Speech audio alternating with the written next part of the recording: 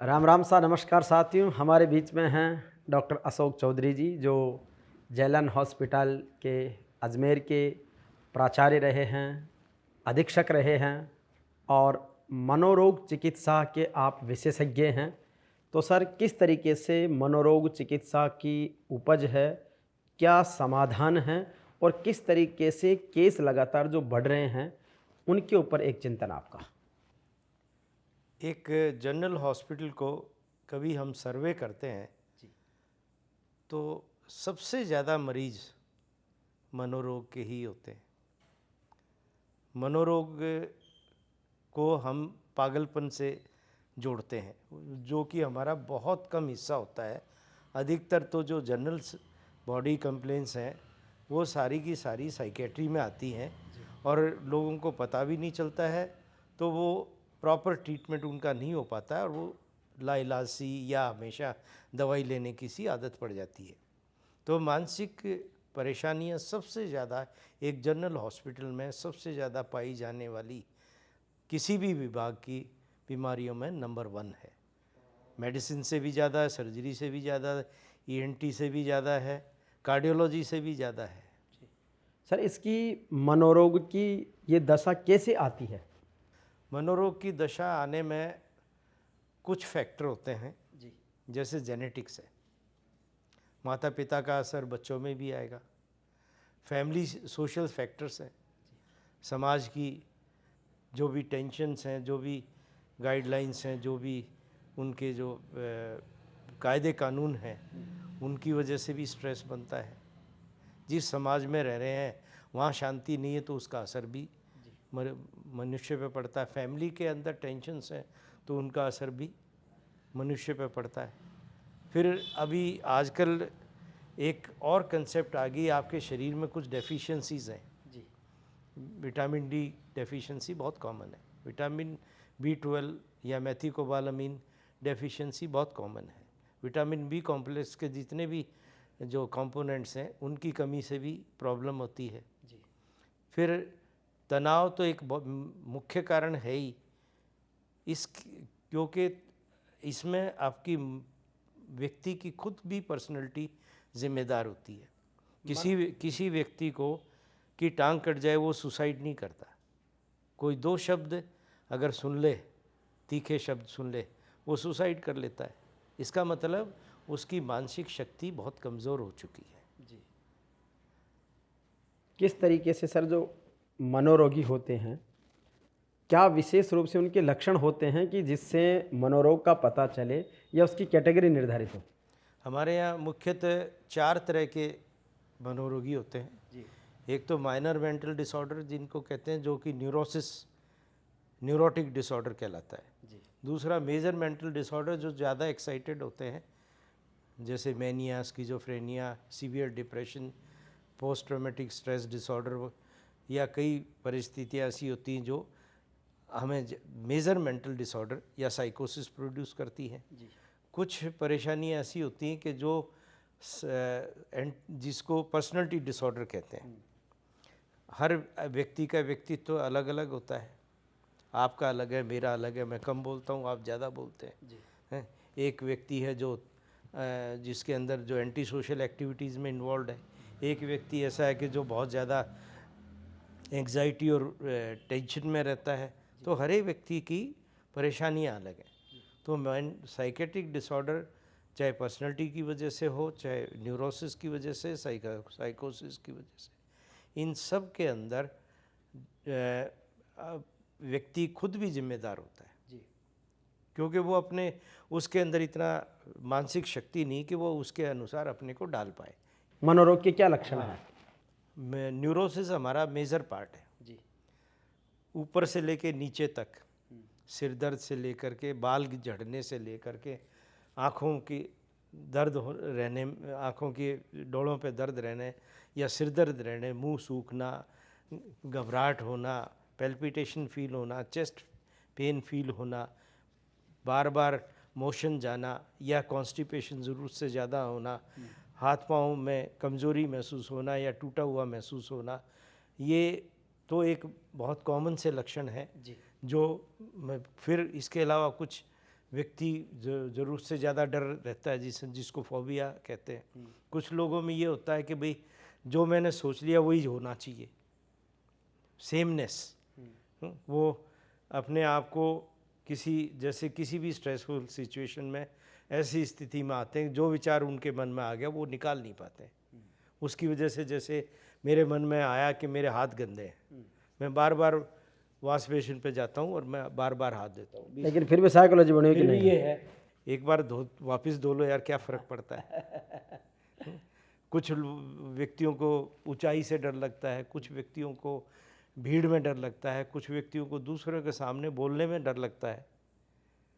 ये भी एक मनोरोग है। हाँ, और कुछ व्यक्ति खासकर लेडीज़ जिनमें कभी कभी डाकनी भूतनी या वो भी आती हैं, जिस संतोष को घर में कोई पूछता नहीं है और वो संतोषी माँ बन जाए तो घर वाले सब उसकी पूजा करने लग जाते हैं, फिर वो उसकी हैबिट भी बन जाती है। उसको लगता है कि मैं सबका एक तरह से ध्यान आकर्षित कर रही हूँ। यस, शुरू में हो सकता है ये थोड़ा सा कॉन्शियस हो, बाद में ये सारा फिनोमेना अनकॉन्शियस अचेतन मन से होने लग जाता है। जिस तरह से हम बैंड की धुन पे ना चाहते हुए भी नाचने लग जाते हैं, इसी तरीके से कन्फ्लिक्ट की सिचुएशन में वो संतोषी माँ बन जाती है। तो वो बेसिकली वो संतोषी माँ है नहीं। अच्छा, ये सर भाव आना, झाड़ा लगाना, कुछ भी सोच के ये करना और इस तरीके से देवता के रूप में प्रकट होने जैसा भाव प्रकट करना, ये भी क्या एक मनोरोग है? ये मनोरोग है, हिस्टेरिकल कन्वर्जन रिएक्शन या डिसोसिएशन रिएक्शन इसका नाम है। बचपन से ही हमें सिखाया गया है नज़र लग जाएगी, चौराहे पे अगर तुम्हारा पाँव पड़ गया तो भूत पलित लग जाएंगे, या मुसलमानों में जिन्नात की कंसेप्ट बहुत ज़्यादा होती है, ईसाइयों में विच क्राफ्ट फिनोमिना बहुत ज़्यादा होता है, चुड़ैल जिसको कहते हैं। कोई भी धर्म, कोई भी शिक्षित, कोई भी वो इससे अछूता नहीं है। इन अंधविश्वासों की वजह से जो हमारी सोसाइटी के अंदर बहुत पुराने समय से इम्बाइब्ड है, आपको बुखार है, ठीक नहीं हो रहा है, इतने में एक अनपढ़ डोकरी कहेगी साहब ये तो वो मैंने लागे कुछ कराए दियो, झाड़ा लगवाओ, एक झाड़ा लगवा जाओ। ठीक है, वो सेल्फ लिमिटेड बीमारी होगी तो अपने आप ठीक हो जाएगी, चाहे वो झाड़े के लगने से हो चाहे डॉक्टर की दवाई से हो। तो ऐसी कंसेप्ट हमारे समाज में व्याप्त हैं। अंधेरे में जाने में बच्चे को कहेंगे उधर भूत बैठा है, उसके मन में तो भूत बैठ गया।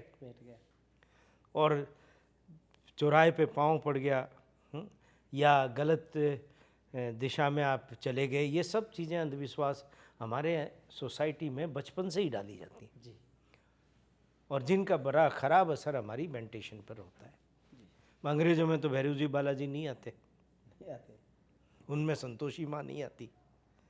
मैं कई बार मेरे पेशेंट्स को चैलेंज करता हूँ कि भाई तुम ये जो देवी देवता तुम्हारे अंदर आ रही है या कोई चुड़ैल आ रही है, वो मेरे अंदर डाल के दिखा दो, 5 लाख रुपए इनाम दूंगा। लेकिन आज तक कोई इतने डाल नहीं पाया। 40 साल हो गए मुझे प्रैक्टिस करते, लेकिन आज तक कोई डाल नहीं पाया। तो अंधविश्वासों का हमारे इस साइकेट्री से रिलेशन बहुत है। सर, ईश्वर उपासना को या ईश्वर की सत्ता को किस रूप में मानते हैं आप? मैं ईश्वर का बहुत बड़ा भगत हूँ। मैं हमेशा ईश्वर को मानता हूँ।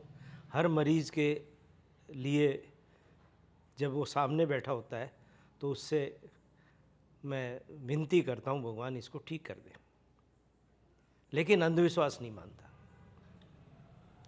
भगवान है, अवश्य है, उसको हम भी मानते हैं, सब मानते हैं, अधिकतर लोग मानते हैं। तो वो एक शक्ति अलग है और ये हमारे अंधविश्वास अलग हैं, जिनको हम ईश्वर से जोड़ देते हैं या हमारे कर्म कांडों से जोड़ देते हैं, वो गलत है जी। समाज में सर पूजा पाठ, कर्म कांड या अंधविश्वास जैसे जो घटनाक्रम या कार्यक्रम बढ़ रहे हैं, उससे समाज और देश के विकास पर कितना असर मानते हैं? बहुत अच्छा क्वेश्चन है आपका, क्योंकि आज के दिन हमारे एक कंसेप्ट है, वैसे तो वो कंसेप्ट कोई ख़राब नहीं है, हिंदू राष्ट्र होना चाहिए, सनातन की जय होनी चाहिए, क्योंकि सनातन पहले भी था, सनातन अब भी है और सनातन आगे भी रहेगा। तो इसको अंधविश्वास से जोड़ना ये गलत है। अंधविश्वास के साथ साथ में आजकल कर्मकांड बहुत बढ़ते जा रहे हैं। कावड़ यात्रा पहले ये नहीं होती थी, लेकिन आज के दिन वो बहुत बड़ा पर्व बन गया है, बहुत बड़ी। हालांकि इनसे कोई ऐसा नुकसान नहीं है, लेकिन उनको ऐसी सीमित रूप में अपने को अपनाना चाहिए, जिससे हमारी सामाजिक, हमारी आर्थिक वगैरह जो गतिविधियां हैं उनके ऊपर असर नहीं पड़े। तो सब मनुष्य सबसे बड़ा हमारा केयर टेकर ईश्वर है। अलग अलग पंथ संप्रदाय अलग अलग ईश्वर की पूजा पद्धतियाँ बताते हैं, और बहुत से लोगों की आस्था और श्रद्धा भी होती है, वो उसको चमत्कार भी मानते हैं। इसका भी कहीं मनोरोग से संबंध है? मैं आपको बताऊंगा कि अक्सर खासकर हिंदुओं में कोई इस तरह की शिक्षा नहीं होती है जिसमें उसको आध्यात्म का ज्ञान हो। हमें जो बता दिया, बड़े बुजुर्गों ने बता दिया, मंदिर गए तो पंडित जी ने बता दिया, वही उसी चीज़ को हम एब्सोल्यूट मान लेते हैं, उसी को ईश्वर मान लेते हैं, जबकि वो तो पूर्णतः है ही नहीं। वो बिल्कुल अलग चीज़ है। आप और एक और देखा गया है, मैं नाम नहीं लूँगा, एक यहाँ पहले व्यक्ति आज के 40-50 साल पहले तांगा चलाता था जी, अहमदाबाद चला गया, वहाँ उसने थोड़ी बहुत किताबें भी पढ़ी, बाद में वो गुरु बन गया, जिसने जो उपदेश तो देता था, क्योंकि वो किताबें पढ़ करके उसके उपदेश दिए, सुनने वाले भी हमारे जैसे ही लोग हैं, तो वो उनको तो ये लगा हो ये तो भगवान है। लेकिन सब तरह के करप्शन, फीमेल सेक्सुअलिटी की तरफ है, पैसे का है, या इलीगल प्रॉपर्टीज़ बनाना है, या अपना साम्राज्य स्थापित करना है, बहुत बड़े बड़े काम ये गुरु करते हैं। और इनके पास पॉलिटिशियंस भी जा कर के माथा टिकाते हैं, बड़े पढ़े लिखे लोग भी माथा टिकाते हैं। तो बेचारा एक जो गरीब अनपढ़ है वो सोचता भाई इसमें तो वास्तव में कोई बहुत बड़ा ज्ञान होगा, क्योंकि यहाँ तो सभी आ रहे हैं। है नहीं कुछ भी। वो तो सबसे बड़ा चालाक आदमी है, वो जो गुरु बन गया ना, वो सबसे बड़ा चालाक है। वो पॉलिटिशियन को, गुंडों को, डॉक्टरों को, इंजीनियर्स को, सबको बेवकूफ़ बना रहा है, और हम उसको मान रहे हैं। बल्कि स्थिति विपरीत होनी चाहिए। दूसरी चीज़ सर, मनोरोग से बचने के लिए क्या किया जाना चाहिए? मनोरोग से बचने के लिए हमारे एक सोसाइटी में आमूलचूल परिवर्तन की ज़रूरत है। हमारा पुराना समाज एक बंधा हुआ समाज होता था, घर परिवार में लोग आपस के रिश्तों में बंधे हुए होते थे, एक दूसरे की परवाह करते थे।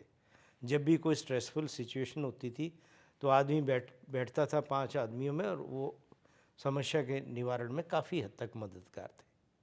और आज हम अकेलेपन में रह गए हैं, ना किसी की सुनते हैं, ना किसी की मानते हैं, बड़ों की मानते नहीं है, छोटों की ही मानते हैं, बाकी और किसी की नहीं मानते।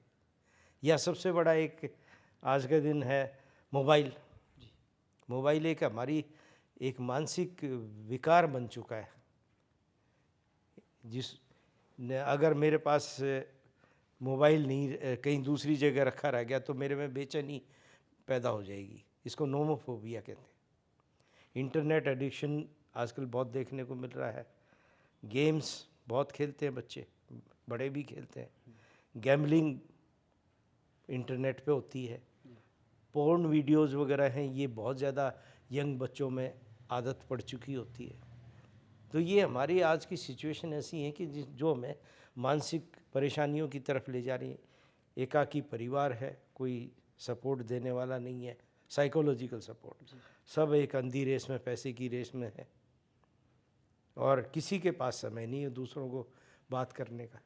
तो टेंशन और जाएंगे वो तो अपने शरीर पे ही असर करेंगे।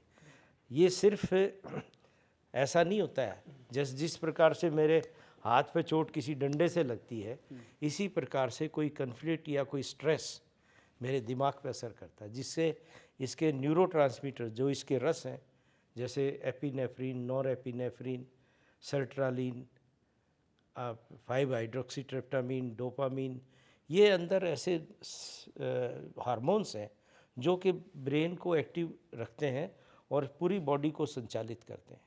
इनकी कंसंट्रेशन पे, इनके डिस्ट्रैक्शन पे असर पड़ता है, जिससे आदमी की मानसिकता कमज़ोर होती चली जाती है। सर, मानसिक रोगों का असर आदमी की औसतन आयु पर भी पड़ रहा है? मानसिक रोगों का डेफिनेटली आप एक कभी भी आप ये देखना कि जो लोग हार्ट के पेशेंट बनते हैं या जिनके लकवा जल्दी लगता है, थायराइड की बीमारियां जिनको जल्दी होती हैं, किडनी की बीमारियां जिनको जल्दी होती हैं, यहाँ तक कि एक वातावरण में ही हम रह रहे हैं, ट्यूबरकुलोसिस किसी को होता है और किसी को नहीं होता है। तो जिनको बीमारियां ज़्यादा हो रही हैं उनके पीछे कहीं ना कहीं स्ट्रेस का बहुत बड़ा हाथ मिलेगा, मानसिक तनाव का बहुत बड़ा हाथ मिलेगा। एक हैप्पीनेस लाइफ जीने के लिए एक सामान्य व्यक्ति के लिए क्या दिनचर्या होनी चाहिए? दिनचर्या वैसे हमारी हर समाज में, हर होली बुक में, हमारी बुक्स में हमें बताई हुई है, लोग शांति की तरफ जाएं। शांति सबसे बड़ा मंत्र है सुखी जीवन का। अपने को भगवान से संबंधित मान करके और उससे सिर्फ एक ही प्रार्थना करें, भगवान मैं शांत रहूं। जैसे घर में कोई बहुत बड़ी बात होगी, आप एक तो उसको सोच सोच करके परेशान होते रहो, बीमारी आपके अंदर, डिप्रेशन भी आएगा, एंग्जाइटी भी आएगी। एक दूसरा ये है कि थोड़ी देर बैठ करके आप योगा, मेडिटेशन, और मेडिटेशन में बहुत सिंपल है, अगर आप भगवान को याद करते हुए एक दोस्त की तरह और उसकी समस्याओं को अपने आप उनसे डिस्कस करो और शांति का मार्ग अपनाओ। कहीं भी अपने को, महाभारत में भी भगवान श्री कृष्ण ने कहा था कि शांति किसी भी कीमत पर मिलती है तो ले लो। बहुत बड़ी बात है। अच्छा सर, एक जो ईश्वर उपासना या आध्यात्मिक साधना का संबंध है, उसमें और कर्मकांड वाली पूजा पाठ में कितना डिफरेंस मानते हैं? बहुत डिफरेंस है। कर्मकांड ये बाद के बनाए हुए हैं, हमारे वैदिक शास्त्रों में कहीं इनका जिक्र नहीं है। महाभारत हो या रामायण हो, सिर्फ एक परम शिव परमात्मा को पूजते थे वो लोग, वहाँ न कोई या अपनी कुल देवी या उसको मानते थे। इसके अलावा कोई, आज के दिन तो 33 करोड़ देवी देवता हैं और वो भी बढ़ते जा रहे हैं। वो भी बढ़ते जा रहे हैं। तो हमें ज़्यादा मानने की ज़रूरत नहीं है, किसी एक को भी मानो, उसके प्रति समर्पित रहो और अपनी समस्याओं को उसको समर्पण दो, मानसिक शांति मिलेगी। अब सर, इस सफ़र के साथ ही बात करना चाहूँगा आपकी पर्सनल लाइफ को लेकर, संघर्ष, अचीवमेंट्स और सोसाइटी और मानव जगत का आपका योगदान। तो आप मूलतः कहाँ जन्मे, किस तरीके से एजुकेशन हुई और किस तरीके से डॉक्टर्स करियर? मेरे फादर आर्मी में थे और उन्होंने 62 और 65 और 71 तीनों बार में झेले हैं। और मेरा जन्म हुआ हरियाणा में जी, एक गांव में जन्म हुआ था। एजुकेशन शुरू की, प्राइमरी एजुकेशन वहाँ की थी। फिर उसके बाद राजस्थान, मेरी कर्मस्थली राजस्थान है, मैं पला बड़ा यहीं हूँ, मेरी सारी कल्चर राजस्थानी कल्चर है and I am proud of it. मैंने यहाँ रह कर के primary education, secondary education, medical college ऐसी education SMS medical college Jaipur से, और फिर उसके बाद मेरा कार्य क्षेत्र जेएलएन मेडिकल कॉलेज हॉस्पिटल रहा एज ए मानसिक रोग विशेषज्ञ के तौर पे। और मैं पिछले 40 साल से मानसिक रोगों के प्रति अपनी सेवाएं दे रहा हूँ। सर, आप साइकेट्री को ही सब्जेक्ट क्यों बनाया? क्या ऐसी धारणा थी या बचपन में ऐसी रोचकता थी कि अपन चीज़ों को, लोगों का माइंड पढ़ेंगे, उनकी मानसिक बीमारियां दूर करेंगे? क्योंकि बहुत सारे फील्ड होते हैं मेडिकल के भी, एक्सपर्टीज़ के। मुझे उस समय, जिस समय एमबीबीएस कर लिया था, एमडी में स्पेशलाइजेशन चूज़ करने के लिए अच्छी से अच्छी ब्रांच भी मिल रही थी, लेकिन मेरा जो शुरू से रुझान जो था वो था साइकेट्री की तरफ, क्योंकि ये एक ऐसी साइंस है मनोविकार जो आम आदमी, जो एक बिल्कुल हटके ट्रीटमेंट है। इसमें मेडिसिन्स तो बहुत ज़रूरी है ही, इसके अलावा भी आप उसको समझते हो, उसके विचारों को समझते हो, उसका इंटेलिजेंट स्टेटस कितना है उसको भी समझते हो, सब चीज़ों को समझते हुए इलाज करते हो आप, तो एक नया और अति सुंदर अनुभव रहता है। और यही चीज़ ऐसी थी जो मुझे इस फील्ड की तरफ लेके आई। अपने परिवार, समाज या कार्यक्षेत्र में किस तरीके से बॉन्डिंग रही कि आप उसमें कभी स्ट्रेस में नहीं आए? स्ट्रेस में तो हम भी आते हैं, स्ट्रेस बहुत आए हैं, लेकिन वही है कि भगवान को, स्ट्रेस को झेलने की नॉलेज है आप। हाँ, साक्षी माना। और जो हमारी मैंने शिक्षा ग्रहण की, जैसे साइकोथेरेपी है, योगा है, मेडिटेशन है, रोज़ाना की एक्सरसाइजेज हैं, वो उसने मुझे हमेशा स्वस्थ बनाए रखा है। और मैं मरीज़ को जैसे देखता हूँ तो हमारे यहाँ एक बहुत ज़रूरी फिनोमिना होता है, काउंटर ट्रांसफरेंस। मरीज़ की भावनाएं आपके अंदर नहीं आए, आप मरीज़ के प्रति एक न्यूट्रल सा एटीट्यूड रखें। अगर आपका दर्पण साफ होगा तो आप दूसरे के दर्पण में क्या चल रहा है ये आप पढ़ पाओगे। तो हम अपना दर्पण साफ रखते हैं, उसकी समस्याओं को अपने ऊपर नहीं आने देते, इससे हम शांत रहते हैं। एक मानसिक रोग विशेषज्ञ के रूप में ऐसे लोगों से भी कनेक्टिविटी हुई होगी कि क्योंकि जीवन के अलग अलग तरह के अनुभव और इमोशंस लेकर लोग आते हैं, तो कोई ऐसे जीवन के किस्से, अनुभव जिसने आपको अंदर तक हिला दिया कि ऐसा भी होता है क्या? बहुत सारे अनुभव हैं। ऑलमोस्ट हर एक पेशेंट में कोई ना कोई कारण होता है जी। कुछ कारण तो ऐसे हैं कि जहाँ एक सामाजिक ताना बाना होता है वो टूट रहा होता है। यंग गर्ल है, जवान लड़की है, उसका शोषण हो रहा है। और शोषण कौन कर रहे हैं? घर परिवार के लोग, खास रिश्तेदार। तो वो बेचारी करे तो क्या करे, माँ बाप समझने की कोशिश नहीं करते। हस्बैंड बाहर विदेश गया हुआ है या आर्मी में या किसी उसमें है, बहू अकेली यंग लेडी घर में है, गांव में है, वो 6 महीने में कभी साल भर में आते हैं, तो वो उनके लिए बहुत दुखदाई होता है। बहुत सारे ऐसे कारण हैं।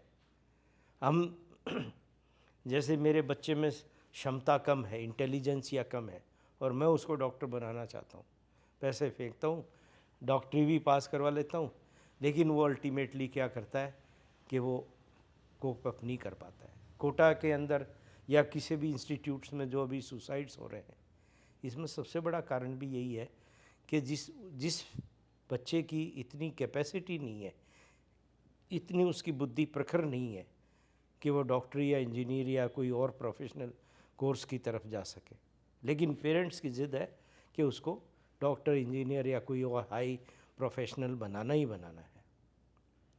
तो वो बच्चा चारों तरफ के संघर्ष में टूट जाता है और सुसाइड की तरफ अग्रसर होता है। आपने जैसे परिवार में आपके कितने बच्चे हैं, बच्चियां हैं, किस तरीके से उनके केयरिंग में आपने अपने आप को पाया है और उनको उनकी रुचि और योग्यता के अनुसार आगे बढ़ने दिया है? मेरे 3 बच्चे हैं, 3 लड़के हैं, और मैंने उनका ब्रॉटअप किया, लेकिन मुझे कभी ये बर्डन नहीं लगा। जैसे आजकल है ना, पहली बात तो शादियां नहीं करते जवान बच्चे बच्चियां, फिर उसके बाद बच्चे पैदा करने में झिझकते हैं कि उनकी आज़ादी मारी जाएगी, फिगर ख़राब हो जाएगा, जिम्मेदारी कौन लेगा। मेरे 3 बच्चे हुए, मैंने कभी उस जिम्मेदारी को ऐसा माना नहीं कि जो मेरे लिए मेरे प्रतिकूल हो। बड़े हंसते हंसते तीनों बच्चों का ब्रॉटअप किया। एक डेंटिस्ट है, एक कंप्यूटर इंजीनियर है, एक सैलून जिसने खोला है। बच्चे को पूरी स्वतंत्रता कि भाई तेरे को क्या करना है आगे चल के, उस हिसाब से उसके। सर आजकल सिंगल बेबी का कॉन्सेप्ट कल्चर चल पड़ा है। इन बहुत लेट शादियाँ, उसके बाद भी बच्चे भी नहीं करना। इन फ्यूचर सोसाइटी पर क्या फ़र्क पड़ने वाला होगा इसका? क्या अच्छे परिणाम होंगे, क्या बुरे परिणाम होंगे? बहुत गलत परिणाम होगा। मैरिज की एज लगभग 18 से 20 तक गर्ल्स की, 22-25 तक बॉयज़ की।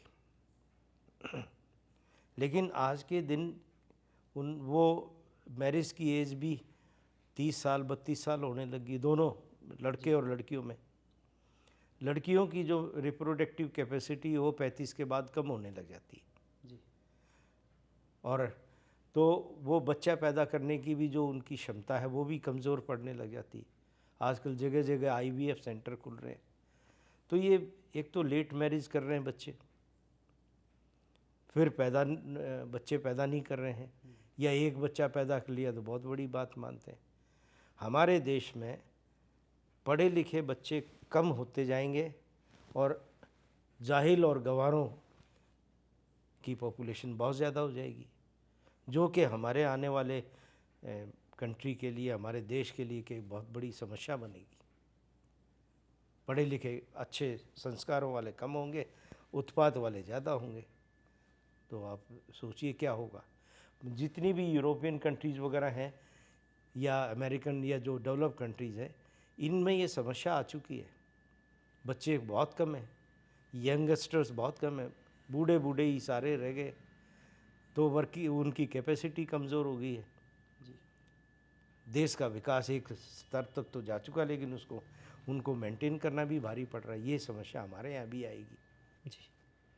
तो क्या विशेष मैसेज देना चाहेंगे आपकी तरफ से मानवता की सेवा के लिए, विकसित राष्ट्र के लिए, अच्छे जीवन के लिए? मानवता की सेवा के लिए ही है कि बच्चों में अच्छे संस्कार डालें, अपने समाज, अपने परिवार, अपने देश के प्रति सबसे अपना डिवोशन रखें। हमारी भक्ति सब कुछ हमारे देश के लिए है। इस देश के लिए, हम समाज के लिए, परिवार के लिए एक अच्छा सोचें, उन्नति के लिए सोचें। यही हमारे JVP मीडिया ग्रुप की जो सामाजिक सरोकारों की श्रृंखला है, उसको किस तरीके से आप देखते हैं और हमें और आप अच्छा सुझाव प्रदान करें कि हम उसको और बेटर कर पाएँ? आप लोगों का बहुत अच्छा एफर्ट रहता है सामाजिक परिप्रेक्ष्य में। आप लोगों की बहुत प्रयास हैं जो सराहनीय है। बस यही है कि आप लोग सच्चाई को उजागर करें। सच्चाई थोड़ी कड़वी ज़रूर होती है। भ्रम फैलाना या अपनी कोई जिद लगा के रखना, जो मेरे तो यही ख्याल है, मैं यही इसी चीज़ में सोचूंगा, ऐसा नहीं होना चाहिए। बहुत ओपन माइंडेड रह करके और आप इस चीज़ में फील्ड में बढ़ेंगे, आपको बहुत अच्छी सफलताएं मिलेंगी। हमारा आशीर्वाद आप लोगों के साथ है। थैंक यू सर, बहुत बहुत धन्यवाद। बिल्कुल, तो ये डॉक्टर अशोक चौधरी साहब का बहुत ही शानदार मैसेज है। स्नेहिल मुलाकात और सार्थक संवाद। सर आपको बहुत बहुत प्रणाम, धन्यवाद।